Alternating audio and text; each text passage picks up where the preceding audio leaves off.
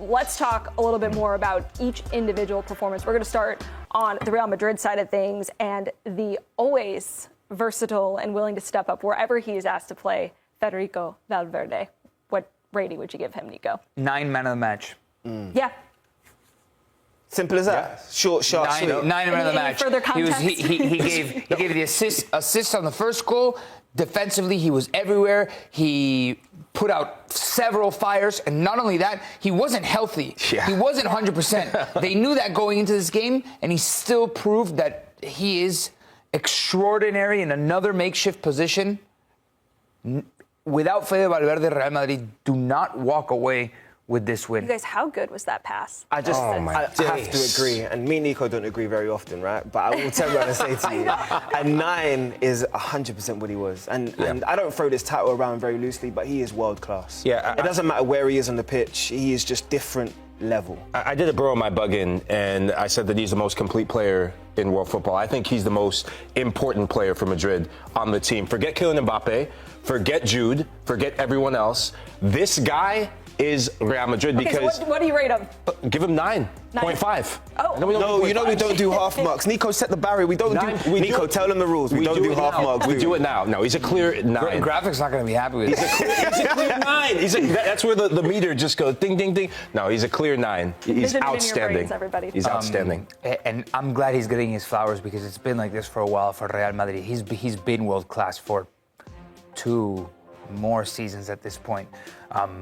Fede Valverde is simply sensational. He's Carlo Ancelotti's most used player, and he is critical to the success of Real Madrid. So I'm very happy for him. Well, Lahoud, you had said, forget Kylian Mbappé. We're not going to forget Kylian Mbappé because you're going to give Kylian Mbappé his player rating now. So, Lahoud, I'm going to start with you. What rating would you give Kylian Mbappé? A relatively quiet night for him. Yeah, I'm going to give him a 4. And it's not for the quietness of his night. He looked frustrated. He looked devoid of ideas. He looked devoid of space. It's because of the lack of execution at the end of the match. You had talked about the Champions League, meaning goals, and goals in the knockout round means that you get the competitive edge. If he gets that right at the end to Vinicius Jr., then Madrid, they have 1 foot towards the quarterfinals. You get paid a crap ton of money to make that pass right. He's been in form, but because of the severity, because the gravitas of this derby in the Champions League, 4. Okay. Nico? I have to go lower. I don't like grading on curves. For me, it's a 3, but it's Kylian Mbappé. And you got to give a player like this special treatment. He's expected to come up big in nights like these. And not only that, he had a moment yesterday in the dying embers of the game when he should have set up Vinicius Jr. better. And he hits a pretty poor pass behind Vinicius and 3-1. Then now we're talking about a different dynamic in the second leg. We're talking about Real Madrid seriously putting Atlético with their back against the wall, sword to their neck. And you expect those players to come up like that. You look at his individual statistics, it was a very, not only underwhelming performance, it was bad from Kylian Mbappé. Yeah. 4, 3, JD? I'm going to go with 5. And I'm going to say only because I give more credit to where Atleti starved his service in terms of the way that he wants the service to feet and also starved him in behind and just the way that they were able to defensively combat against him. I think the disappointing thing that I look at when I looked at Mbappé, I thought his tactical discipline was a little bit loose yesterday. Didn't really hold the line like he should and utilise his threats. And I also think that the hold-up play was very disappointing. Sometimes you need your focal point. You need a striker that's just going to turn around and be able to give you something else.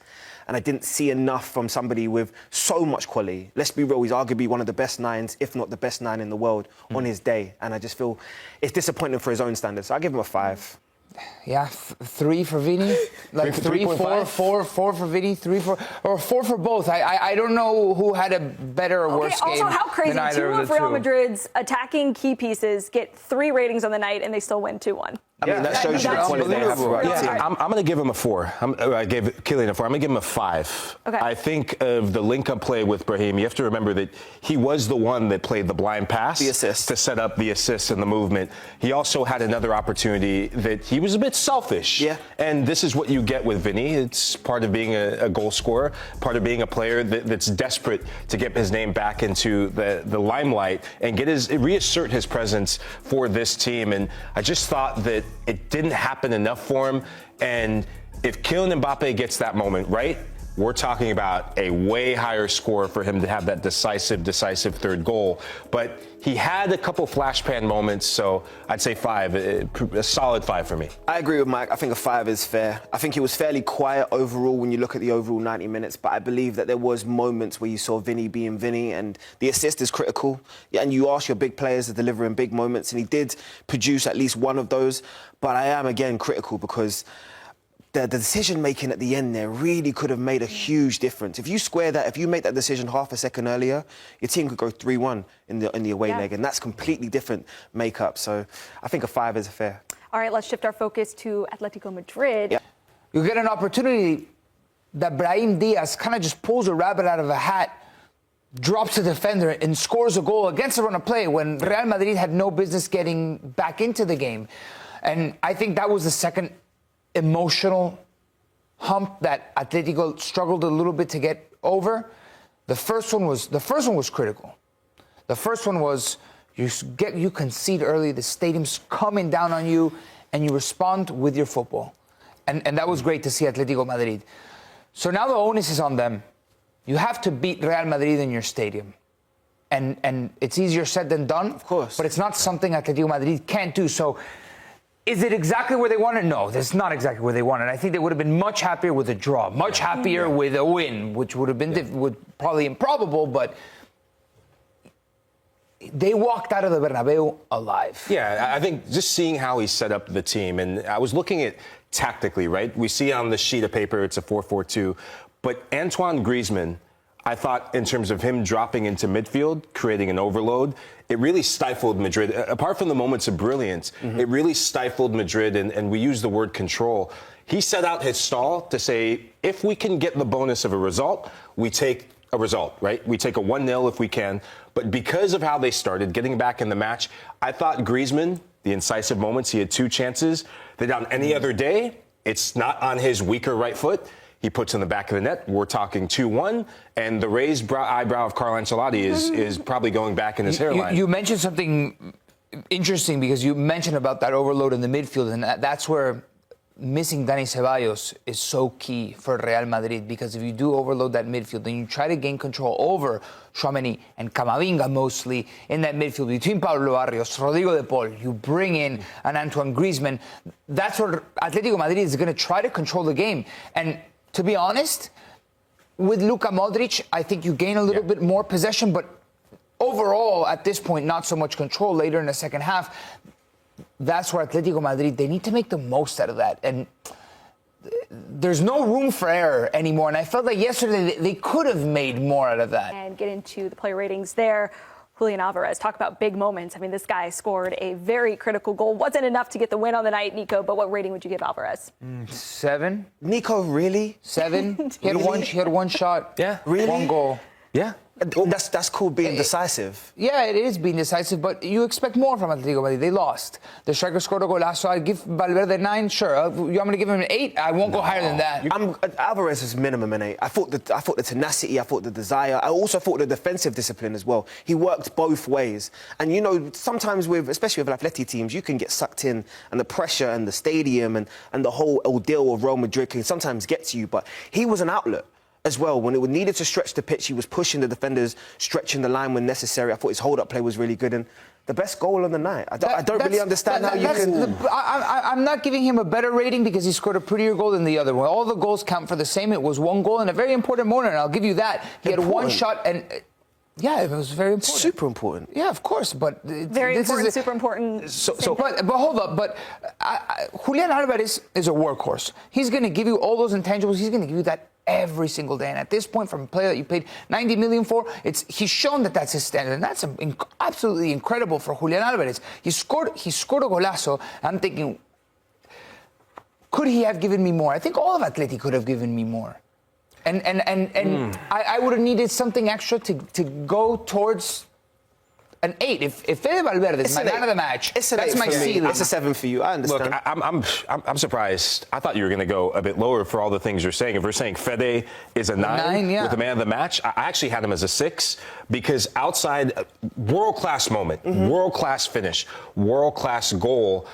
I just thought as the match moved on, the work rate, that comes with him. I just thought that if we were going to go 7, 8, 9, that you needed a bit more. Maybe it was Antoine Griezmann dropping in the midfield, leaving him isolated. I thought that as the match went on, Raul Asensio and Antonio Rudiger, they kind of breathed a bit more of a sigh of relief, thinking those partnerships needed to be finer for Julian to have that type of game where you're talking about a 9 in the Champions League, that it's like that type of performance. And where hard to give also, I will say, a 9 when your team doesn't win. Let's move to the back line of Atletico Madrid, starting with Javi Galán. What rating would we give him, Mike? Struggled, didn't he? I give him a 3. I give him a 3. I thought had it not been for the two center backs, for the first 20 minutes, got absolutely cooked. And it was a continuation from what happened in the previous match and looked out of sorts. Not only that, he probably committed a penalty kick. Yeah. If they would have given that penalty kick right after the 1-0, there would have been very few arguments against it. It's a 3. He didn't have a good game. Yeah. I would say it's a 5, 4. Only because I think you're really... JD, I wish you would have been my teacher in school. Yeah, you're only... It was really irresponsible in terms of the first goal for Rodrigo. That's just really poor fullback play. If you're going to get super tight, you know you have to turn around and cover the space. And I just felt it looked like a 30-year-old chasing after a 24-year-old out there. And I say that as someone in my early 30s. So I'm telling you, it's a struggle sometimes. Okay, hey, we got to get one more in. About to be 40, bro. That's why you're on this side of this now. 6, Chema Giménez. What did I give Alvarez again? I give Alvarez a 7? 7, yeah. Chema Giménez 6. Yeah. I would have given him an 8 had it not been for the slip and the Brahim goal. I thought the fires he put out, the blocks that he had, he looked like the commander of the back line. And he looked like the true leader of this Atleti side. I can agree with everything that Mike says, and I think a 7 is fair. I think he had a good game. The highlight moment will obviously be the slip, but I think he had a good game. In a year that he hasn't been playing well. Yeah, I give all of you a 10. I appreciate you, Ali.